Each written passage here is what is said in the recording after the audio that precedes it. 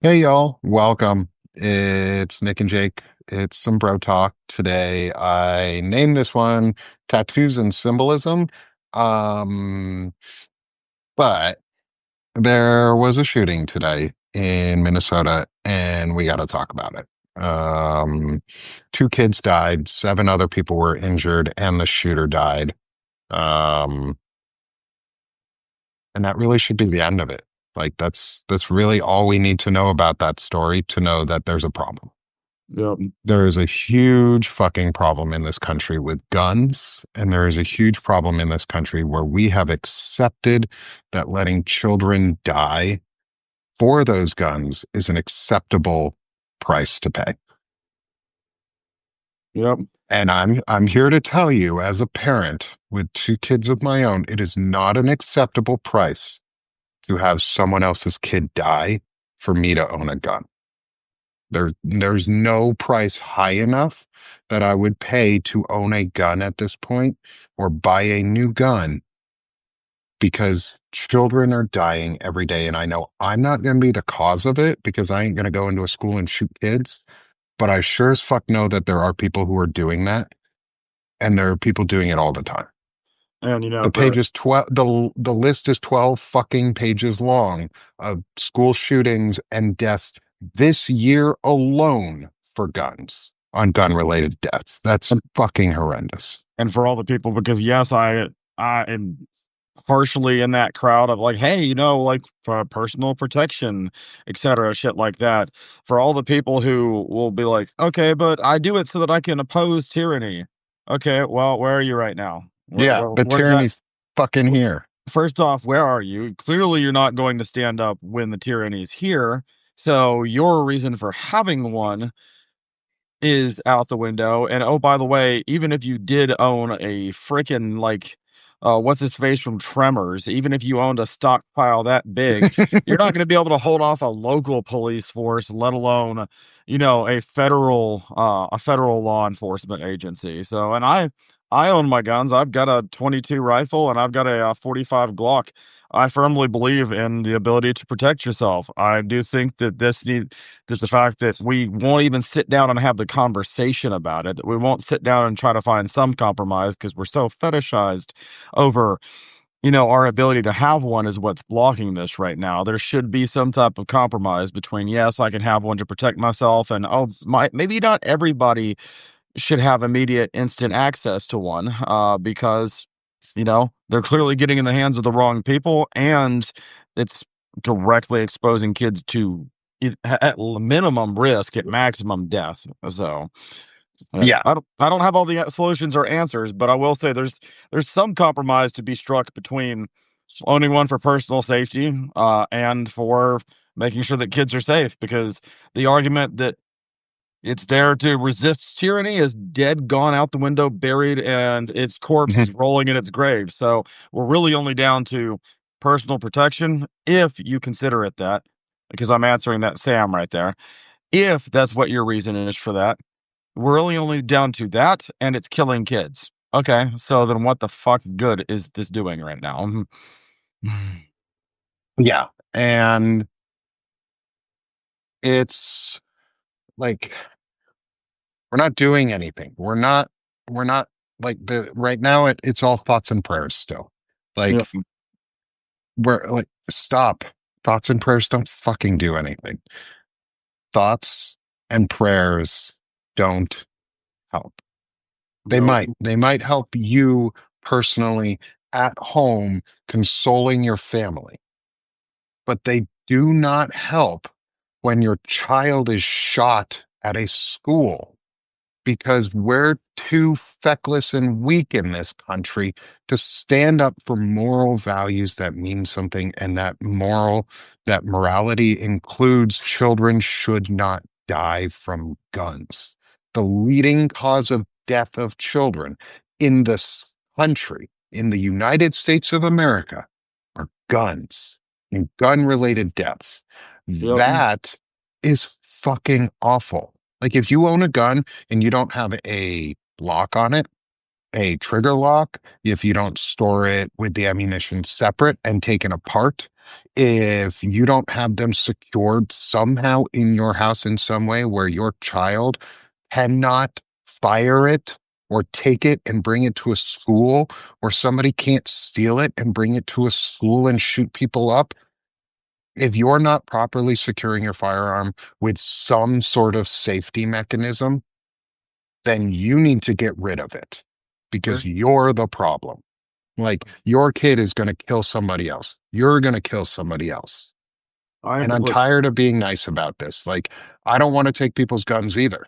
I love I love to hunt. I grew up in Vermont, the least gun regulated state in the country, like least gun laws in the country, most flexible. Bernie Sanders isn't anti-gun.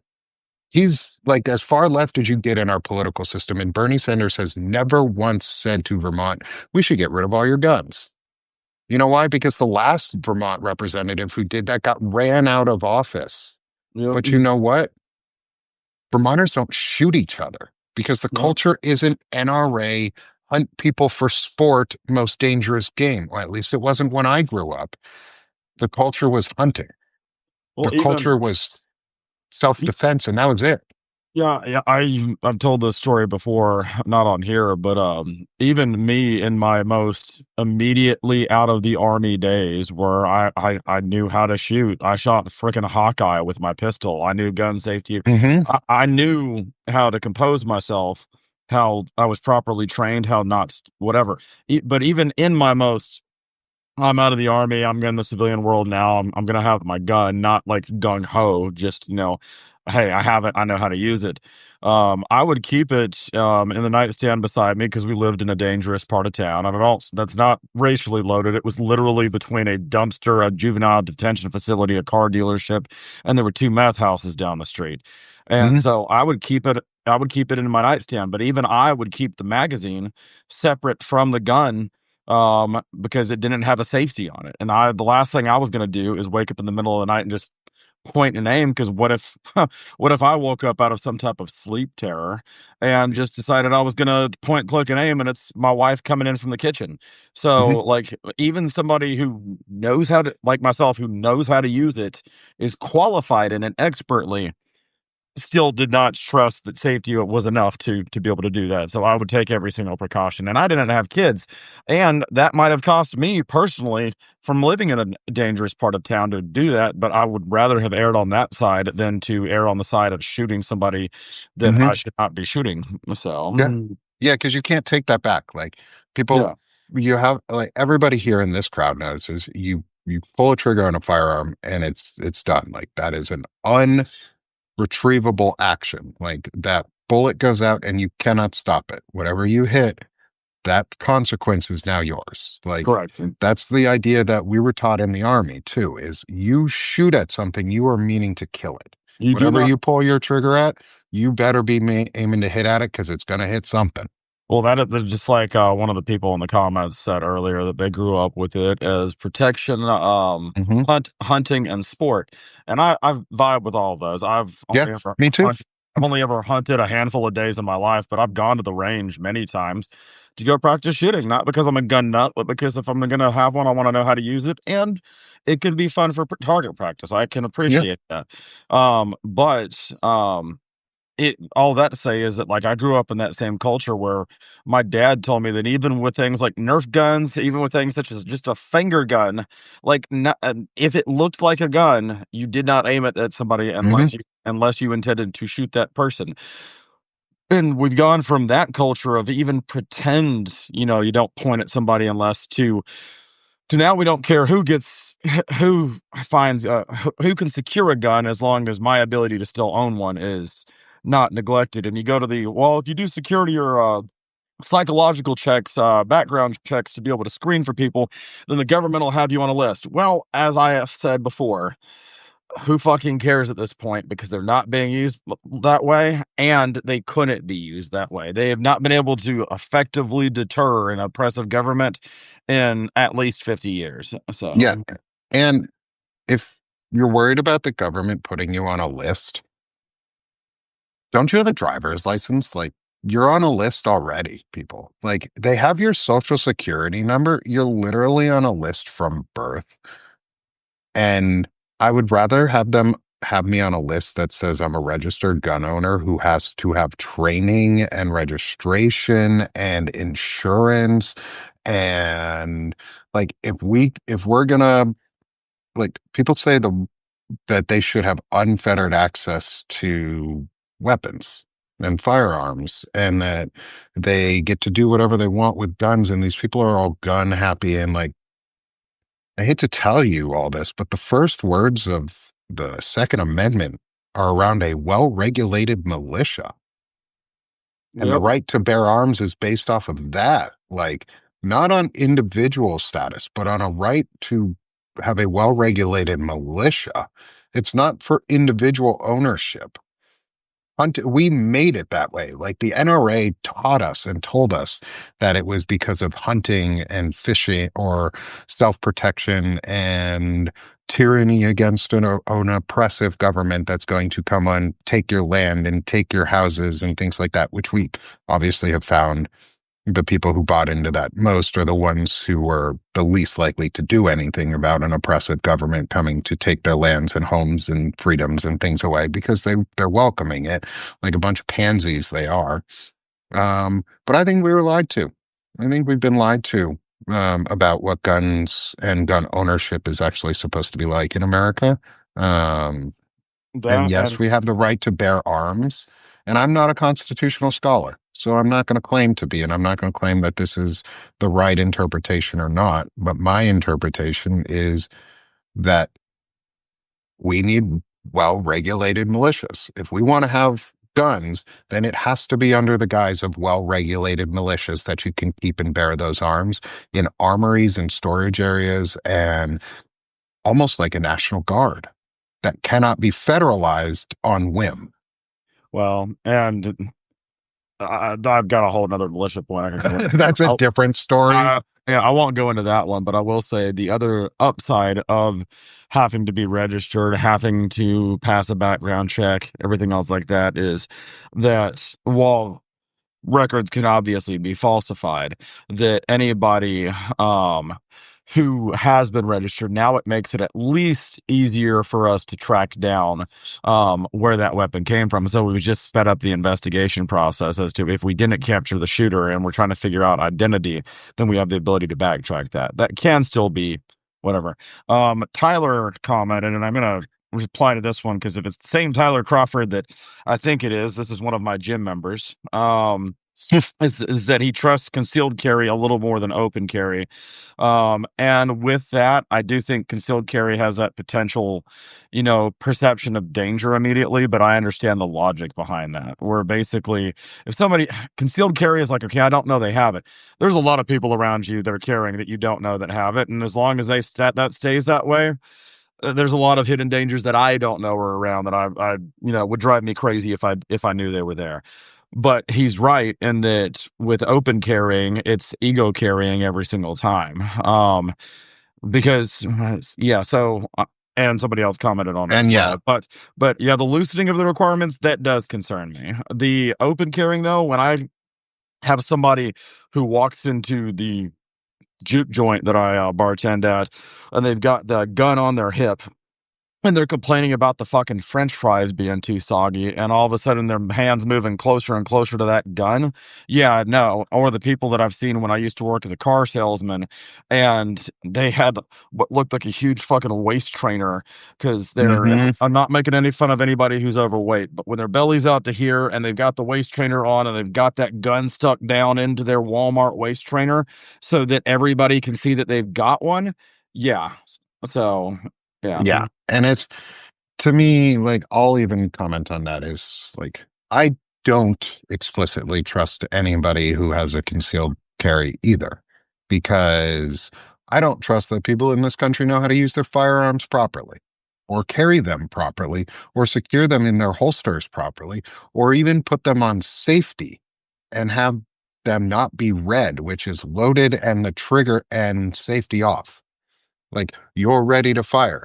There's been enough instances in this country where people shoot themselves in the foot or in the leg or Or in in the the dick ass. or in the ass Yeah. or somebody else because they were bending over and they were taking a shit at a public restroom and they accidentally pulled the trigger and you shot the person next to you, like that's not something that I want to deal with. You don't know who that person is or if they even care. Like concealed carry doesn't make me any I less I'm less not or any more secure only because there is no good guy with a gun.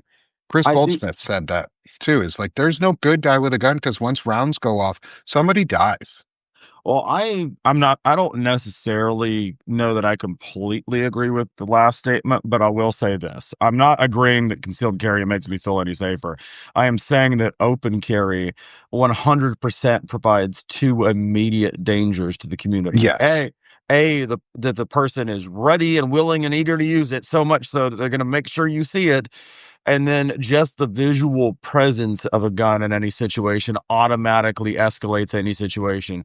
Walk into a Yeah. daycare, you've escalated it. Walk into a gym, you've escalated it. Walk into the floral Mhm. shop, you've escalated it.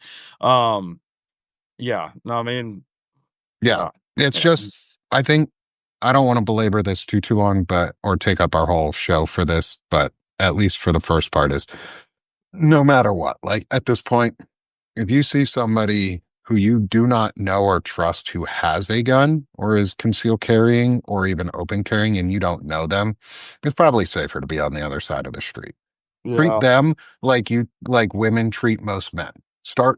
Start treating them the way that they should be treated, which is you're a person to be feared with a loaded gun and are ready to use that gun without me knowing it. Because, like Jake said, and just like most military people will tell you, is the reason you carry a weapon in a city or open carry is to show strength, is to right. project strength, not show strength, but to project that you are stronger and you're ready to use it and you're dangerous. That's what they're showing us. Yeah, because I'm gonna have to chew on the "no good guy has a gun" statement. Mm, Like, I'm gonna have to chew on that because I'm not gonna automatically agree with that. But I am gonna say that I do automatically agree with the if you see somebody who has one open or concealed, you stay just and you don't know them and you can't trust them, just automatically distance yourself from them. Because even like I said, even as a vet, even as somebody who knows how to use them, mhm. even as somebody who is trained and qualified in using them, if I'm walking through a Walmart or I'm walking down the street and I can see somebody's concealed carrying or open carrying, I don't care I don't care. I'm just going to get away from them immediately because I do not know their intentions, and without knowing their intentions, I cannot trust my safety. Not that intentions makes it any better, but I don't even know those, so Yeah. I've got no guarantee of safety. So Yeah. Yeah. Yep. And it's no, and that's really it is. There's no guarantee of safety. And we need to address it. And yes, there is a mental health component too. I will not say there is not. A lot of folks who shoot other people up tend to have a mental health issue of some sort, but that's not the root cause. Having access to those guns and the proliferation of those guns being available and having the proliferation of ammunition available that we do makes it a problem, makes it where mental health and guns become a mixed problem. One doesn't solve the other. Getting rid of one, say getting rid of guns, wouldn't solve mental health issues.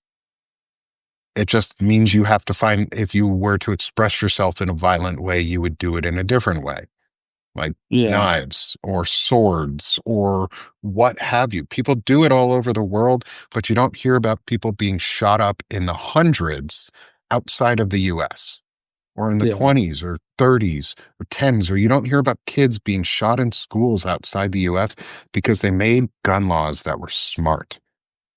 yeah, It's okay if we were to restrict access to guns or make it harder to get new ones or make it so that you actually had to pass real background checks and real stability checks and have to do training on them yearly, just like you do a car. Have to re-register your gun, pay for your insurance, pay for insurance on your ammunition, and oh, by the way, you have to pay an annual tax to own it. yep, Because guess what? We have to do that for everything else. They made voting harder, and voting is explicit in our um, Constitution that says that right shall not be infringed. No, I'm Yet here completely we are, and we won't infringe guns when the first thing in the Second Amendment says well regulated. No, I'm with you on that. If the excuse to overthrow tyranny and it was thin in the first place, if the excuse to overthrow tyranny is out the window, and it is, then it should be a gun should be treated no differently from any other dangerous object car, like you said, getting registered on a regular basis, being regulated. So, um, yeah, like Tyler's talking about, yeah, we're required to do a minimum amount of training hours to get the permit. So if you're not using it to go take down the fascist state that's outside, then it is no different than a car. It is no different than any other dangerous device, service, or anything else that you could have out there, Mhm. and it should be treated as such. It is now just a dangerous commodity. And what do we do with every other dangerous commodity? We train you on it. We Mhm. require that you pass certification on it, and we tax you on it, and we check in on a regular basis to make sure that you're still keeping all of those up. And if not, you have to go through all of it all over again. So, Yeah. Yeah. And you should. It's just for safety. It's for your safety. It's for my safety. It's for everybody else's safety. And that gives us a good stopping point, I think, on this part of the topic. I still got these two guns regardless. Got So, those. See, those guns don't go away. See, those are good. Those are good types. yeah. That's what we like. That's what we see. Like that's what we're okay with. And actually, part of this conversation stems around your Yeah. forearms Yeah. and your biceps and some tattoos you have. Yeah, Um, let's go ahead and go into that real quick, and I'll preface this just so that if that person's watching, um, because I haven't removed them as a follower, I didn't take it as an automatic block chopper. I just laid it out calmly. They were like, "Okay," so we'll preface. I'll intro that just so that it's clear that yeah, we're gonna address that, but it's not with the sake of being jerks. yeah. So, um, this tattoo that I've got right here. If you look at it in 3D, it's it is lightning bolts. Somebody asked me, um, which is funny because they didn't even see the rest of the tattoos, which are very Norse. And I won't Yes. go into that just yet. We can talk about that in a minute if you want to, but these are not SS bolts. There's several distinguishing differences between them. First off, I'm holding them this way right now. So, yeah, maybe you could think that, but they hang down like this. First off, the SS bolts, are not actually Norse in design. People will say that it is based off the double S rune, and that's where I got it from. It's actually not. That is completely it's loosely tied to the runes and borrowed from that very lightly and then bastardized the fuck out of. The difference between mine is the SS's go slant sideways, and they're a more exaggerated S. They're closer together, and they've never been colorized yellow and orange. I got these because when my youngest brother died, he was a huge Flash fan, like the Flash from the comic books, and I chose specifically to get a tattoo that looked like the part of his costume that I was comfortable getting as part of my tattoos. Do you And mind pulling up your sleeve again to show? yeah, Because people saw the honeycomb, but I think yeah. there's definitely, if you look at it now, Joe, if you're able to see it right on the base of the honeycomb, if you're not distracted by the biceps themselves, they're too big. If you can tell, Jacob knows how to show them off. Um, if you can tell, those are two lightning bolts. So those are the bands in the shape of lightning, which are part of, like you said, the Flash costume. So back to where you were. Yeah, and this is in one of my recent posts, and I'll even post it again to or re-share it, whatever, from my Substack later on, so y'all can see my explanation. But all that is to say, there's about six distinguishing distinctions between what the SS was in this. And while I shouldn't have to explain mine, I sometimes take the opportunity, especially if I know other people can see it. That way, multiple people can see it and lay it out. But it also brings up an interesting discussion of appropriation. So in my case, it's not necessarily appropriation because, like I said, the SS was only ever loosely borrowed from the runes in the first place. But I've got about 6 or 7 tattoos on my back that are Norse in design. And when I got one of them, God, which one was it? It wasn't Beg Basir, it was the other one. and I just forgot the freaking name of it right as I went to say it. The Valknut. So I have Norse tattoos because um train mystery. Oh wow, that's awesome, Joe. But I had the Valknut. So I have Norse tattoos because I am an omnist. I believe that there's truth in just about every religion, but with an emphasis on, and my roots go to Norse paganism, which people will try to assume is supremacist in the first place as well. But the reason for that is that Norse paganism, Norse and Viking culture, because the Nazis believed that strength was derived from those cultures. They thought that was the ultimate masculine, aggressive expression. They stole it and they ran with it. There's a couple problems with that. First off, the Vikings were some of the most gender progressive cultures of that day, and still are by a lot of other current culture standards.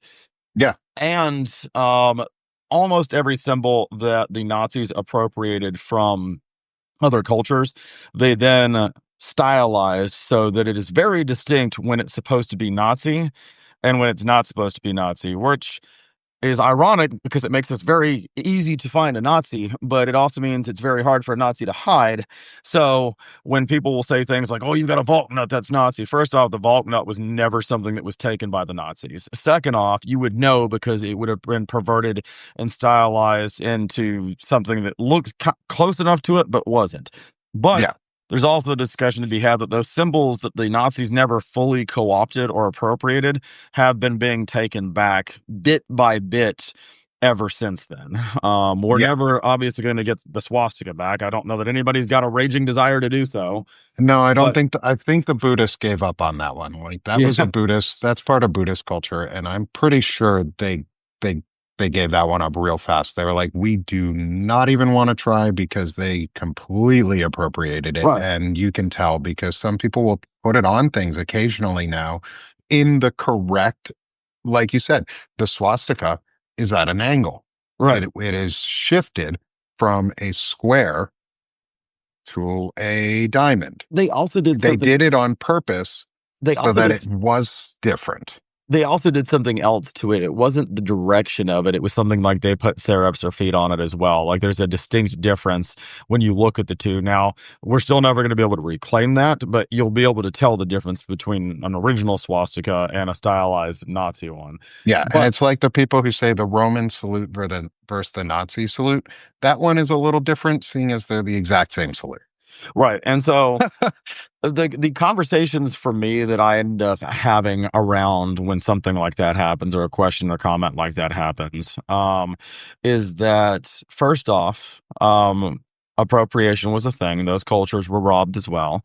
Second off, you don't need to jump to conclusions when you see something unless it is unmistakably that symbol. Because you see the Nazi swastika, yeah, absolutely assume. You see actual SS bolts, absolutely assume. Hmm. Um, but aside from that, it also leads to my third point, and I think this is important. And I may lose people in my logic with this along the way, but the right ones will hear it. Is that you can't call everybody a Nazi who's not a Nazi.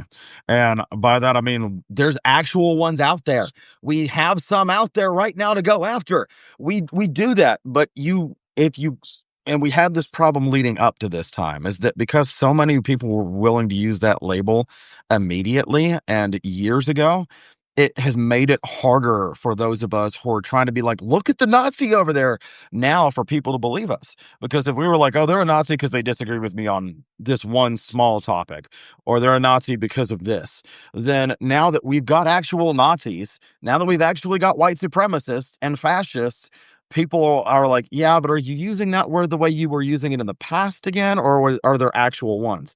And that's not to say that there aren't people who, with being beat in the face with it, still won't argue with it. But we make our fight, our job, a lot easier when we're calling a Nazi and not just assuming somebody is because they've got vaguely Scandinavian symbols on them. So Yeah, and it's like I see in the chat, Tyler, you point out 88.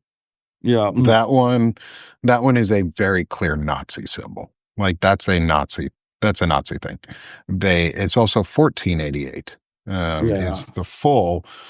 And for those who are unfamiliar with it, I'll even read it. It is, for those who are unfamiliar, 1488 is a well-known neo-Nazi code phrase, 14 referring to the 14 words, he must secure the existence of our people in a future for white children, and 88 being a number substitution for Heil Hitler, Yep. because is the eighth letter of the German alphabet.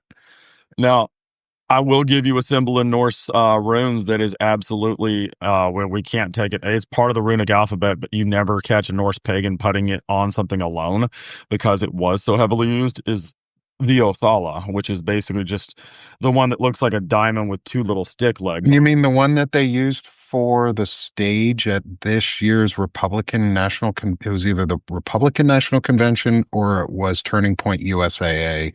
They used that symbol as the stage configuration on purpose. They knew what they were doing. 90% certain we're talking about the same thing, but in the event that we're not, I'm going to pull it up and show you. It's the rune that looks sort of like this. It looks almost, it's like the fish, but on its, you pull it up, show it. Yes. Yep. Yep. And right below it, and this is a perfect With the example feet. of what I mean, is that where they'll put the little serifs or feet on the end of that rune. Because if you look, like with this, I'm trying to do this without being able to, whatever, is that you can see the difference. That's Hmm. Othala. That's the rune. That's the Nazi one. That's Othala. That's the Nazi one. But But they're so similar. People because don't even. right there, Nazi one. But because it is so similar, we're never going to be able to you're never going to catch any legitimate Norse pagan putting this only on anything because it's so similar, but other things are not. So Yeah. Yeah. And if you see symbology and symbolism, that's one of the reasons we wanted to talk this episode was tattoos and symbolism or symbology. They're really important right now. Um, because you have to be able to understand really quickly at times who's safe and who's not. Um, and sometimes seeing little tattoos and little symbols are a good way to know when somebody is safe or not. And that being said, making assumptions about tattoos that you're unsure of just because it's a tattoo is a stupid idea. Because oh you're yeah. you're gonna piss somebody off more so than you're gonna find out if they're safe or not. Like calling somebody a Nazi when they're not, like you said, took power away from that word. Like we used it too much. We called all presidents, like so many presidents after or in our memory, I think every single one of them has been called Hitler somehow, or Yeah. is a fascist or a Hitler or something. Until we have one, and everybody's so normalized to the term now that we don't see the fear of it. And we've forgotten the symbology of different things behind it. Right. Um, because I bet you most people did not realize that if they were looking at that rune one, they were looking at either a stylized or unstylized version, and two, that it doesn't even matter anymore because if you have that rune on you, you're probably a Nazi, um, I was or I, Nazi adjacent. it's funny that you bring up the point about it being at one of the one of the rallies whatever recently, because I was watching the movie Mickey 17, or the one that with Robert Pattinson in it, and I did not know going into this movie how much of it was going to be addressing basically um so yeah, so but I did not know that I was going to be stepping into the political message I was, and I'm actually happy for it. But in this organization that is mostly white and talking about like propagating the this new planet with a very white culture, that I looked up and I had to freeze it and show Lindsay. I was like, there were little Othalas over like hidden everywhere in the stage, and I was like, all right, cool. So Not watching this anymore. Or you know, I'm watching this, but with a much keener eye now. oh no, it was meant to subtly drive home the fact that these people were race purist assholes. Yeah. So it was done. The movie was done with a good message, but it was to for those who needed an additional layer of okay, these are the actual rat bastard assholes. They had that symbolism in the background. So Yeah. And symbols are really important. And it's something that people, one, they rally around. Um, and oaths, like you said, people who were actually affected by Hitler and the Nazis did not use the word Nazis. Yeah. They called Yep. them neighbors, to be Yep. totally honest. They weren't Yep. Nazis to each other. They were neighbors. They were countrymen. They were Yep. your brother, your sister, your mom, your dad, your uncle, sometimes your aunt, your grandparents. People, fucking families turned each other in. Like, Yep. but symbolism is super important to them because it gives them like a sense of like center and power together. Hmm. Um, just like for us, like the American flag is a symbol of America and the strength that it can portray, and our 50 states. That's why we have 50 stars and the 13 stripes for the original 13 colonies. That's what our flag stands for. That's the symbolism behind our flag. It's our union together. That's why they are trying to replace our symbols. That's why symbols are so important. That's why the American flag on January 6th during the insurrection was torn down from the Capitol and replaced with a Trump flag. Which, oh, by the way, if you use the Trump flag, the stylized Trump flag from the last time, with the Mike Pence stuff, other than it looking like toilet paper because their initials were TP, they were very, very stylistically in some pretty shitty monikers. And then I don't know if you remember during the election when I think it was Ron DeSantis put out they put out an ad that had the actual like German like Nazi rising sun propaganda in it. Um, there's some like huge issue during the election. I mean, other than, Yeah. um, Madison Square Garden and all the symbolism there too. Um, they like symbols. They like symbols. If you haven't noticed, the right likes symbols Yep. and they like to take them.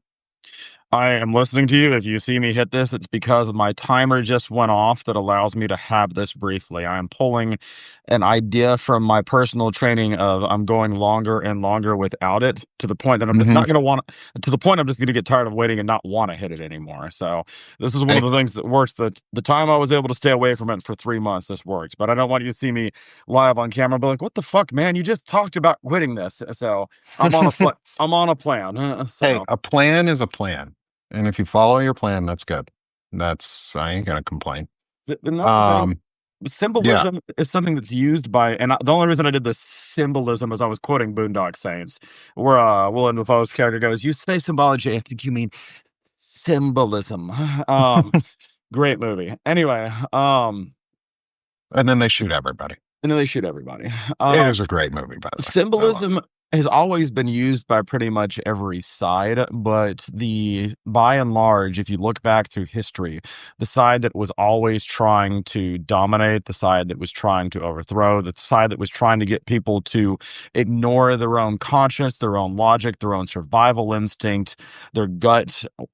That was the side that was using symbolism heavily, because if you can make brain think like monkey, see symbol, follow that, then you make it so it's genius, and that like you make something muscle memory. It's the same thing as with my I keep on getting distracted because I keep on seeing the comments. But it's the same thing as me with my bartenders at the bar, as I have put the specific type of bottle that they need in each well for our well drinks so that they can reach and grab that by memory each time. And Yep. I have labeled it with a label maker, and they were like, "Are you OCD?" And I was like, "Yes, but that's not the point. The point is that I'm trying to make this so that it's muscle memory for you, so that at first you have to think about it and then you can just follow it. When used as instructional aids for something as rote as that, that's fine. When used for things as multifaceted and larger, such as ideology and who I should vote for to lead this country, that is sinister as fuck." Because yeah, we on the left there's symbols as well, but you'd be hard pressed to think of one right now that you're sitting here going, okay, the left used that symbol. The closest we had was hope with Obama, with those, red Hmm. and blue propaganda style posters. Not saying that is propaganda, but I'm also not saying it wasn't. But the closest we had was that. We don't have a 4-word slogan to make America great again. We don't have the symbols floating around. Everything on the other side, anything left of right now has requires some amount of thought, even if it's just a couple seconds of thought, even if it's a couple minutes of thought. It's an hour-long podcast conversation. Everything requires thought, and the reason that that's not working right now is we are in a society of people who do not want to stop and think, even for a couple seconds. And because the right has done such a good job of making this symbolism and these messages muscle memory because they're easy to digest, at least from a synaptic standpoint, even if they're not easy to digest ethically. So, Yeah. Yeah, and Odes, you put in a good point in there is authoritarians and fascists intentionally attack intelligence and knowledge so as bad, so symbols and short three-word phrases are the way to go. Exactly. And that's why Donald Trump repeats it so much, is because they're anti-intellectual and they're anti-knowledge. And the easier the symbols and the shorter the phrases, the better for them. Make America Great Again is a great example. It's also a very catchy slogan. Like the thing we always talk about Donald Trump is dumb. He is. He's a fucking moron. But at the same time, he's also an incredibly smart actor. He's good at sales. He's a grifter. He's been grifting his entire life. He has convinced people that he's intelligent enough to do what he's doing and good enough at it that he's made billions of dollars from it at this point. Like, I'm not right. going to say that he's a bad grifter. He's a great grifter, but he's a shitty person. And so he uses really good slogans like MAGA, which is why I think Odes, you also said it, is the only symbol that you can think of from the left is the peace symbol. And that's just a joke. It's mockery to most people. Like, it's just the peace symbol. Like, nobody associates that with left leaning ideology anymore. They just see it as a peace symbol. People on the far right use it now too. They've co opted shit like that. They're just good salesmen and they're great at grifting people. And that's what they do. And that's the hard part about slogans and sloganeering and symbolism is it's easy to find symbols of hate because they're so obvious and they're so obnoxious about it. Like you don't find symbols of peace or quiet as much or gentle or the left because the left isn't progressives aren't in your face throwing symbols at you going symbol me please daddy symbol me please Well, and that's what they're doing.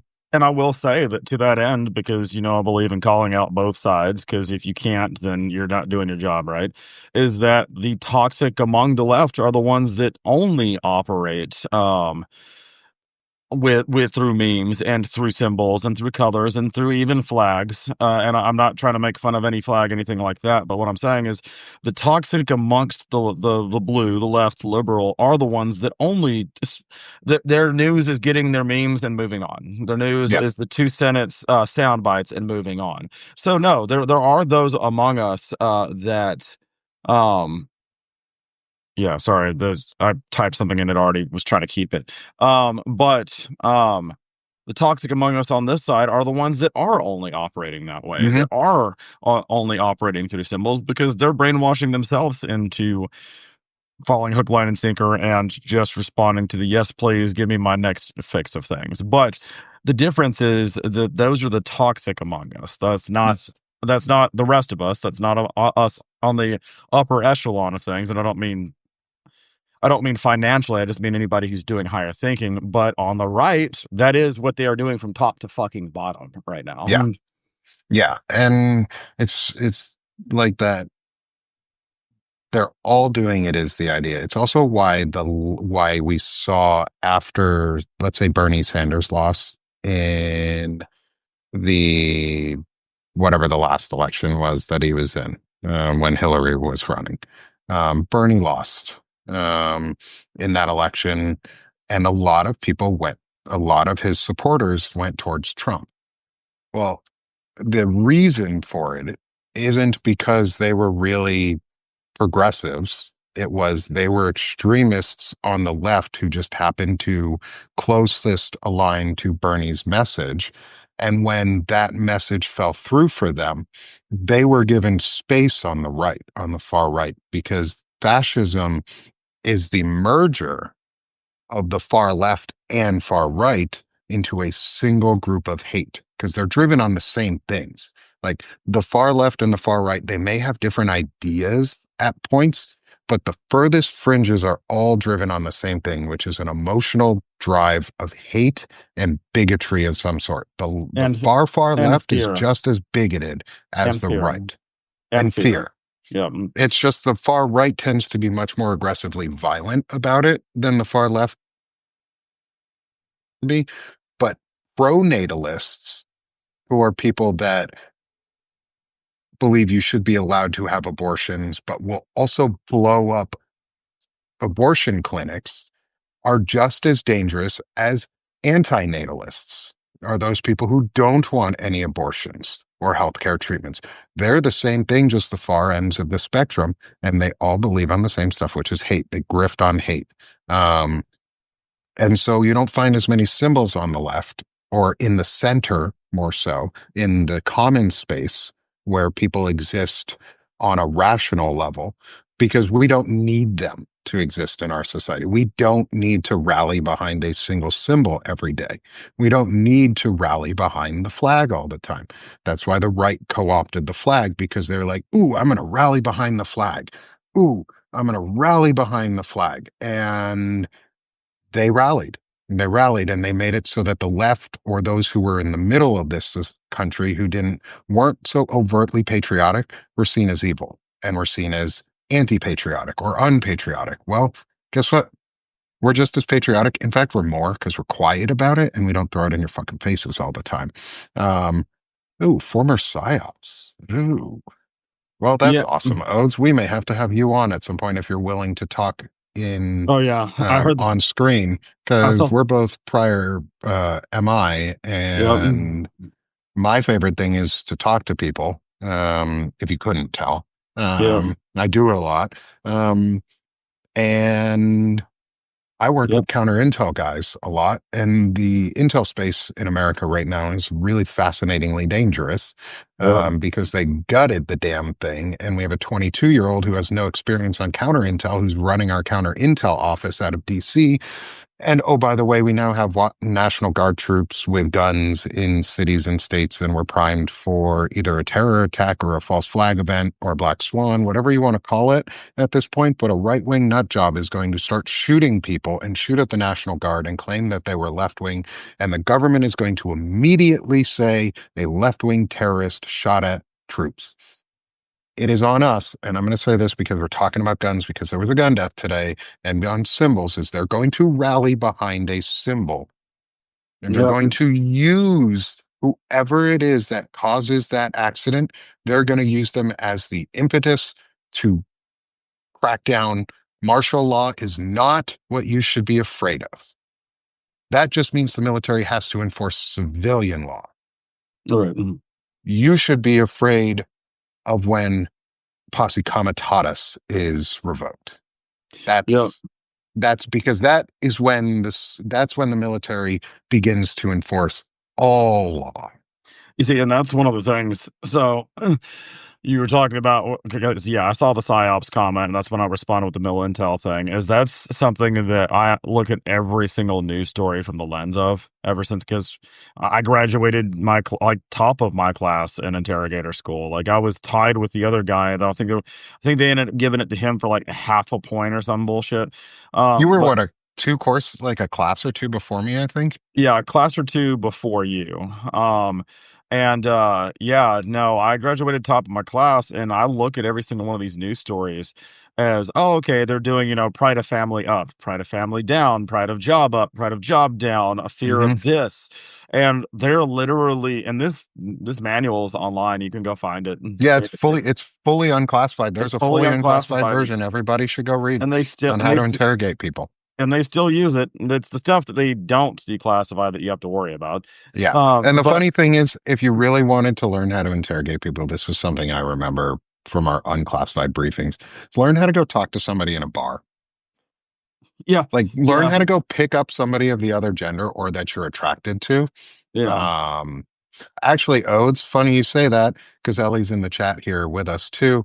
Is Ellie and I are going to be on tomorrow afternoon at 5:15 Central Time, I believe it is, with Zev Shalev. for a interview on going into Ellie's Exclusives episode 2 with Zev Shalev. Oh my god, Um, I need to tune in for that one. I actually may be able to tune into that tomorrow, because I've got my interview with Fred tomorrow, and then that should be wrapping up about the time that y'all are, doing yours. So I'm gonna have to tune in for that. oh, No, sweet. they literally, if you pay attention, the our government is literally playing the entire interrogator's handbook on us on Mhm. an hourly fucking basis. Like it is It's pulled like straight Stephen from it. I Miller have is you reading the unclassified version and is just Yeah. like, this sounds good today. I want to try this. Yeah, no, absolutely. Like, I look at these things and I'm like, "Oh, well, there went another one. Oh, well, there went Yep. another one." Our government is literally using the interrogator's handbook on us, and we are falling for it hook, line, and sinker, and I don't even blame everybody for that. I Yeah. don't No. well, you can be the most educated individual on the face of the planet and still fall for these because we were trained to use these on highly intelligent individuals that still fell for them, because the thing is, you don't always see it coming, 1. 2, you're human, you're not invincible, so you can still fall for something. And 3, it's a war of wearing you down over time. Like that, where Hmm. they basically were like, "Yeah, you might break somebody in an hour, or it might take weeks of," Or and like 10 years. or 10 years. And we're not talking about break, like lay a single finger on them. I mean, break them psychologically. And that doesn't even mean like you've broken their brain. It just means you got them to finally give you the information you needed. And so that is what they're counting on right now, is they were counting on, maybe we didn't break the country with this story, but we'll do this one. Maybe we didn't do this, but we're going to do this one. And it's when you've been exposed to it story after story, day after day, week after week, month, year, decade, then it is a war of attrition that they are playing psychologically, using the literal plays from the interrogator handbook against the country on a regular goddamn basis. Yeah. Yeah. And that's the scary thing is like, and people keep saying, oh, it's misdirection. They're doing these things to like make us like, oh, it's all blah, blah, blah, blah, blah. It's all fake. Nothing's coming. No, it's all real. Like everything that's going on right now is real. It's not misdirection. He's not directing us in different ways. Yes, he's trying to spread our attention thin, but there's millions of us. So some of us can focus on some things, others can focus on others. Like that's all cool. Um, the other part of it though is we need to actually focus on the things that are important in all of this. Like Jacob said, they are, not he, they are pulling the interrogator handbook 101 on everybody, and they're making us fall for stupid shit. Like, go read the book. It's boring as fuck. Um, but you'll learn a lot from it, and you'll look at the things that they're doing in a new light, and you'll be like, oh, that's why they're doing this right now. Oh, that's why they're trying to distract and raise tension with the National Guard. And like Jacob said, it takes time. People think we've been dealing with this only off and on for years, for a couple years, maybe a few months, like getting beaten back into it. Y'all, since that dude came down the golden elevator, since he was first out in the late 80s and early 90s with letters about Russia to stop NATO, to have NATO come apart, he has been building a psyop and a playbook of lies to get you to believe him, to up your personality and to make you feel good or make you love your family, or in this case, make you love your country so much under a fake guise of patriotism that you're willing to commit the most heinous acts in the world that the Nazis did just because some dude told you to. He's using basic techniques because he's good at them. He's good at them. Fraudsters are good at these. Like, that's why he's a good fraudster, but he's a fraudster and he's doing it. So question things. Don't be a conspiracy theorist. Like, don't go down rabbit holes that are stupid, but question things. Like, have a sense of like, hmm, that doesn't seem right. Or, huh, we live in the time of fascism. Maybe I shouldn't believe what the government is directly telling me every single I time. I narrow my eyes to slits at you right now, simply because I don't consider myself a conspiracy theorist, but I read like one, and I Yeah, listen like one, and I watch like me one. too. Like, I tell people all the time is the difference between being a conspiracy theorist and just being a conspiracist, not one can A fly theorist? theorist, is that you need to be open-minded enough to accept the way that you've been thinking is either been tainted or was flawed from the first place. Yeah. And that so open-minded enough to go, okay, I'm going to listen to this, read this, watch this, and see what I can glean. Is I automatically want to reject that line of thinking, stop and go, why do I reject that line of thinking? Is it because it's illogical, or is it because I've been told it's illogical? Then Hmm. continue reading. um Conspiracy theorists keep their mind open, and that's the last step of their logical thinking, is Yeah. that they open up their brain, but then they forget to critically think after that. But I read and watch and listen like one, including the article that I'm going to be posting for August is talking about frequencies and sound, and Nice. how it should be, because that's part of my whole effort with this A4T thing, is to go ask those questions and be like, look, and I'll break it down. I'll write my article, and then at the very end, I'll go, these things are proven. These things probably are true, but they're not 100% proven. Use at your own discretion. These things are absolute horseshit. And Yep. then, but not being afraid to go, hey, I'm going to put my sources at the bottom. Y'all might automatically be turned off by the fact that we're talking about frequencies and chakras and everything else, but I'm gonna explore it to see what truth lies there. So, and what can Yep. be just left up to, not proven but harmless if you decide to believe in it. So, Yeah. And there's a difference between harmless belief and conspiracy theory. Like a conspiracy theory in the end is inherently harmful yeah, because it's a lie that you are then perpetrating on other people. right. Whereas like a private belief where you're mad at something and you think it might be wrong, but you don't express it to other people, it's just a belief. Like Yeah, I have shitty ideas too. Like I've always like we talk about this in therapy is it's okay to have bad ideas as long as you don't act on them because ideas inherently aren't bad. We don't judge the value of the idea. We judge the value of the action that you took on the idea. right. And until you've taken that action, such as, I should go rob a bank. Most people have thought that thought in their life. Like, you're super poor. You need to put food on the table.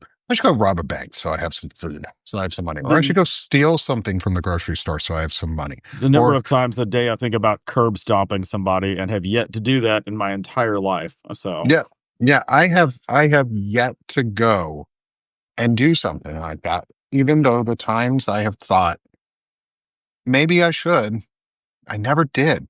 yeah, There's the difference between a conspiracy theorist and a normal person.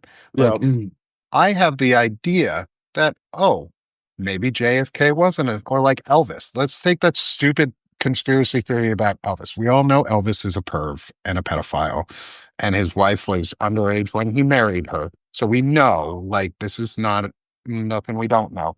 He also made some really good music. And there's a theory that he didn't die. There's a conspiracy theory that he was abducted by aliens and he didn't die and he died on a toilet is just a stupid fake. well, and a couple of things Well, I'll say about. believing the conspiracy theory that Elvis didn't die and he's coming back and he's going to shoot out of the sky as a giant orange turd disguised as Donald Trump makes you a bad person because you believe in stupid shit. Like Well, you believe a lie, like yeah, that one isn't harmful, but it is inherently dangerous to your brain because yeah, it's a fallacy and you make false connections. And then you let your brain train your brain to do it for everything. Like false connections are bad. right. And so I'll say one last thing, and then I do have to go because I do have to. Yeah. And it sounds like you might have to go too. I got a background noise, but it's not for me. But yeah, I do have to go after this. But I say it comes down to the difference of there's a couple things. It's thought versus execution. Like, did Yeah. I have that thought, but how did I act on it? Second off, like you said, it comes down to the Jeff Goldblum quote from Jurassic Park. And we're so obsessed with figuring out if we could that we never thought about whether we should. Yeah. So, which leads to my third point is that the biggest difference between conspiracy theory and conspiracy or theory is this self-wanking legacy of I'm so eager to I hate to say 9/11 was an inside job because Anyway, but an actual conspiracy theory, is that you have those people so ready to say it like it's the party joke, like it's the thing they've got to repeat over again. They're so proud that they connected these loose threads, like the fucking 23 movie with Jim Carrey. Yep.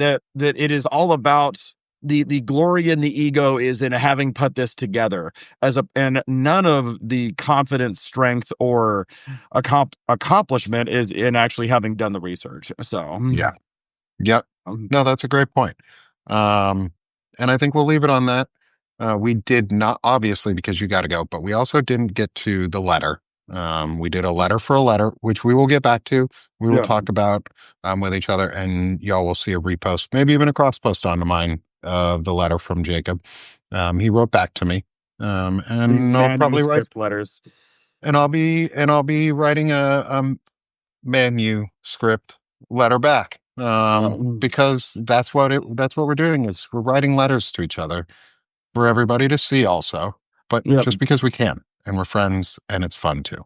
yep. um so, brother, thank you for joining me, thank you for inviting me to come back. Hold on, let's see if it does it on here See if it too. does it on here. Will it No, do it? no, no, no, no. Hold yours Oh, up higher. Hold yours up higher. come on. Ah, damn it! It won't do it on here. It must have been a restream thing. We were on Yeah, restream yesterday and it gave us hearts that flew out, and that was super cool. yeah. Um, but thank you, everyone. Thanks for all the chat today, folks. Appreciate the engagement. And maybe we'll try and make this more of a regular thing.